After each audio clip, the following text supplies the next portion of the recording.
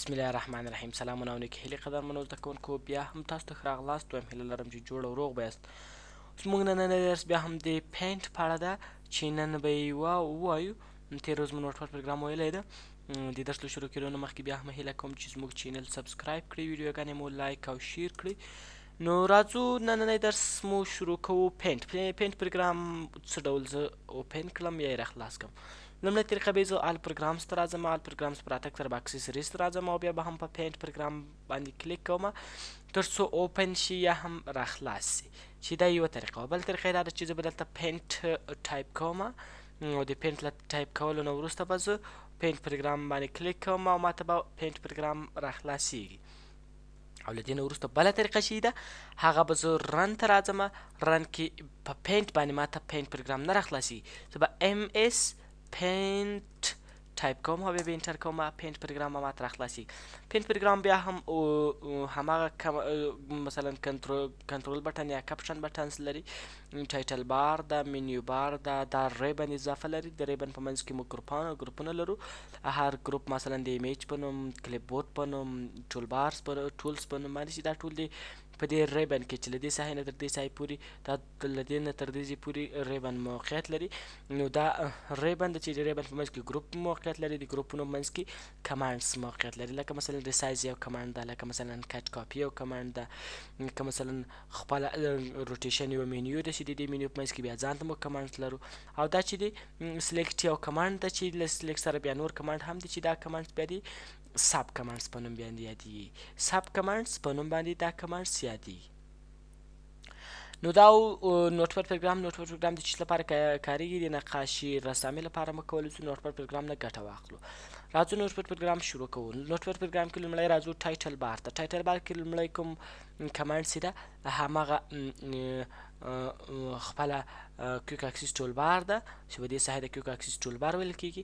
موږ کولی شو د کویک اکسس ټول بار ته هغه پروګرامونه راولو چې موږ یې زیات کاروو او غواړو چې ډېر ګټه ترې واخلو. لکه مثلا نیو، زه ورته چې نیو هر ځلې زه نسم کولی دلته راسم او له نیو نه ګټه واخلم. ما باید نیو ماته په دې کې موجود وي چې زه په اسانۍ سره ګټه ترې واخلم.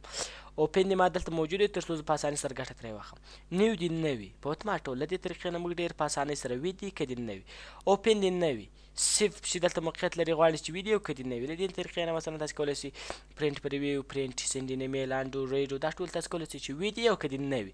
یعنې دا یوه لنډه طریقه، یو لنډ ځای ده چې تاسو کولی شئ په اسانۍ سره ګټه ترې واخلئ. هر ځلې به تاسې فایل منیو ته نه راځئ، دلته به ګټه نه ترې اخلئ. مثلا سینډ ایمیل دا ټول په دې کې موقعیت لري. تاسې به هر وخت مجبور نه یاست چې ویډیو ته راسئ. تاسې به ډېر په اسانۍ سره کولی شئ چې دلته هم دا په ډېرې په اسانۍ سره یې کولی شئ چې په دې کې راولئ او ګټه ترې واخلئ. بل لاندې دوه کمانډ چې دي، یو ته وایي شو بیلو د ریبن. له ریبن نه یې لاندې وښئ. موږ وویل چې دا ساحه د ریبن په نوم یادېږي. دا ساحه موږ ویل چې د ریبن په نوم یادېږي. زه ورته چې له ریبن نه یې لاندې وښئ، چې کویک اکسس ټول بار له ریبن نه لاندې وښئ. اوس تا د کویک اکسس ټول بار له ریبن نه لاندې راغی. که چېرې بېرته زه ورته چې شو ابوف د ریبن، دا وایي چې بېرته یې پورته له ریبن نه وښئ. کلیک په کولو سره په اتومات ټول ابوف د ریبن یا له ریبن نه پورته ښودل کېږي. مینیمایز د ریبن، دا ریبن د مینیمایز وي، یعنې هر وخت چې ما په کار وي زه ورته یو کلیک پې کوم، مثلا یو شی راخلم بېرته خپله په اتومات ټول باندې دا ریبن ورکېږي. هر یو چې مثلا په کار وي زه کلیک په کوم په اتومات ټول هغه ورکېږي. بېرته راځم کلیک په کومه اتومات ټول ریبن له ما نه پټېږي. نو که چېرې د ما دا په کار وي چې ریبن باید پټ نه شي، نو بیا زه راځم ورته چې مینیمایز د ریبن غیر فعال کوم. دا د کار موږ له دې لپاره منیو باندې که ته ډبل کلیک وکړې هم همدا کار کولی شي. چې دا و د کویک اکسس ټول بار په اړه باندې. دې نه وروسته لومړۍ منیو ته راځو. لومړۍ منیو کې چې دا لومړی کمانډ نیو ده، نوی یعنې نوې صفحه موږ ته راکړه. بیا هماغه خبر لکه نوټپاد کې وایي چې دا غواړي ثبت یې کړي که یې نه ثبت یې. زه ورته دا نه ثبتوم، نوې صفحه ماته راکړه، خالي صفحه. ورته چې اوپن، په اوپن کې موږ کولی شو چې مثلا دلته کوم څه چې دي هغه کوم عکسونه چې دي مثلا کولی شو په ډېرې اسانۍ سره یې په دې پروګرام کې راخلاص کړو. په نوټپاد پروګرام کې د نوټپاد پروګرام فایل چې د زیاتره جی پی جي فایلونه یا عکسونه راخلاصولی شي. جی پی جي، پی ان جي، بیت ماپ فایلونه اصلي د نوټپاد پروګرام مربوط دي چې ټول کولی شو دې طریقه نه په ډېرې اسانۍ سره ګټه ترې واخلو. نوټپاد پروګرام ده، یعنې موږ کولی شو چې په نوټپاد پروګرام کې خاص همدا فایلونه راخلاص کړو. نوټپاد دا دا فایلونه موږ نسو کولی چې په نوټپاډ پروګرام کې راخلاص کړو. زه ورته وایم چې دا عکس ماته په دې ځای کې راخلاص کړو. ډېر په اسانۍ سره موږ دا عکس دلته راخلاص کړی د پینټ پروګرام کې. تاسو کولی شئ یوه لیکنه ورسره راولئ یا یو رسم ورسره راولئ، ډېر په اسانۍ سره یې کولی شئ. مثلا زه له همدې لیکنې سره کولی شو داسې یو علامه راولو چې دې علامې په منځ کې تاسو یوه لیکنه کولی شئ. صحیح سو. مثلا ډېر په اسانۍ سره تاسو راځئ په دې کې یو لیکنه کوئ چې هر څه چې مو خوښه وي کولی شئ په ډېرې اسانۍ سره یې په دې ساحه کې ورسره ولیکئ. یعنې دا و چې موږ کولی شو په دې عکس کې دومره تغیرات راوستل. نو دا د نیو په اړه د اوپن په اړه باندې و. له دې نه وروسته موږ دلته سیو لرو. سیو مثلا زه راځم لومړی نوې صفحه راخلم، نوې صفحې ته راځم، ورته چې دا نه ثبتومه. نوې صفحه کې مثلا هلته کوم شیان رسم کړي دي، کومه لیکنه دې کړې ده، یا مثلا نور شیان دې داسې په دې شکل باندې رسم کړي دي. زه راځم دا مثلا دلته مې دا رسم کړی ده، غواړم چې دا ثبت کړم. له ځان سره یې ثبتوم، سیو ورته انتخابوم. وایي په کوم ځای کې ثبت یې مثلا زه ورته وایم چې ډاونلوډ انیملز کې دې وي، او دلته مثلا کوم فارمټ دې وي، ټي آی اف هم کولی سو، جي آی اف هم کولی سو، پی ان جي هم کولی سو، جي پي جي، بیت ماف دي. دا ټول بیت ماف فارمټونه چې کولی سو دې طریقې نه ګټه ترې واخلو، یعنې کولی سو چې سیو یې کړو. سیواز بیا هم هماغه خبر لکه څنګه چې موږ په نوټپاډ پروګرام کې ویلي وو چې موږ سیواز له لارې کوم فایلونه چې وغواړو مثلا په دې کې تاسو کوم تغیرات راولئ، غواړئ چې دوهم ځل یې ثبت کړئ، یو فایل دوه درې ځلې ثبت کړئ، په دوه درې نومونو یې ثبت کړئ، دا د سیواز له لارې کولی شئ. په دوه درې فارمټ یې ثبت کړئ، پي ان جي فارمټ، جي پي جي فارمټ، بیت ماف، جي آی اف یا نور فارمټونه هم تاسو کولی شئ چې ورته انتخاب یې کړئ.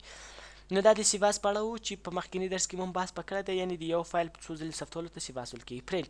پرنټ کې بیا هم هماغه درې خبرې دي، یو ته وایي پرنټ، یو ته وایي پیج ټایپ، یو ته وایي پرنټ پریویو. پرنټ کې اول لارې تاسو مثلا دلته پرنټر ورته انتخابولی شئ چې کوم پرنټر غواړئ چې پرنټ یې کړئ. مثلا پرنټ فایل هم ټول په نوټپاډ پروګرام کې وویل. پرنټ کاپي، نمبر اف کاپي، څو دانې کاپیانې له دې یو عکس نه اخلي، ورته انتخاب دې کوو، دا دې اپلای کړو. له دې له اپلای کولو نه وروسته موږ بل کمنډ لرو، پیج سیټ اپ. له لارې تاسو کولی شئ چې مثلا دلته پیج ورته انتخاب کړئ.